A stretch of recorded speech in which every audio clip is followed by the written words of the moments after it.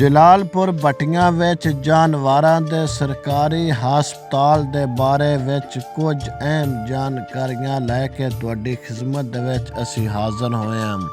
ਜਲਾਲਪੁਰ ਭੱਟੀਆਂ ਇੱਕ ਪੁਰਾਣਾ ਤੇ ਤਰੀਖੀ ਕਸਬਾ ਹੈ। ਇਸ ਲਈ ਇੱਥੇ ਜਾਨਵਰਾਂ ਦੇ ਇਲਾਜ ਲਈ ਸਰਕਾਰੀ ਡਿਸਪੈਂਸਰੀ ਦਾ ਕਿਆਮ ਬਹੁਤ ਪਹਿਲੇ ਅਮਲ ਵਿੱਚ ਆ ਚੁੱਕਿਆ ਸੀ।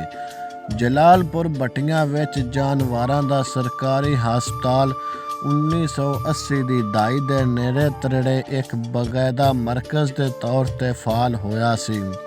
ਉਸ ਤੋਂ ਪਹਿਲੇ ਇਹ ਇੱਕ ਛੋਟੀ ਵੈਟਰਨਰੀ ਡਿਸਪੈਂਸਰੀ ਦੇ ਤੌਰ 'ਤੇ ਕੰਮ ਕਰਦਾ ਸੀ।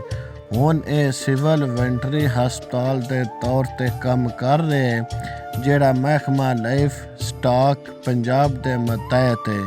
ਇਹ ਹਸਪਤਾਲ ਵਣੀਕੇ ਰੋਡ ਦੇ ਨੇੜੇ ਵਾਕਿਆ ਹੈ ਤਾਂ ਕਿ ਆਉਣ ਵਾਲੇ ਦੇ ਪਿੰਡਾਂ ਦੇ ਜ਼ਿਮੀਂਦਾਰਾਂ ਤੇ ਕਿਸਾਨਾਂ ਨੂੰ ਆਸਾਨੀ ਨਾਲ ਆਪਣੇ ਡੰਗਰ ਜਾਨਵਰ ਇੱਥੇ ਲੈ ਆ ਸਕਣ। ਇੱਥੇ ਜਾਨਵਰਾਂ ਦੀਆਂ ਬਿਮਾਰੀਆਂ ਦਾ ਇਲਾਜ, ਵੈਕਸੀਨ, ਟੀਕੇ ਲਾਣਾ ਤੇ ਹੋਰ ਬੁਨਿਆਦੀ ਤਿੱਬੀ ਸਹੂਲੀਅਤ ਦਿੱਤੀਆਂ ਜਾਂਦੀਆਂ ਨੇ।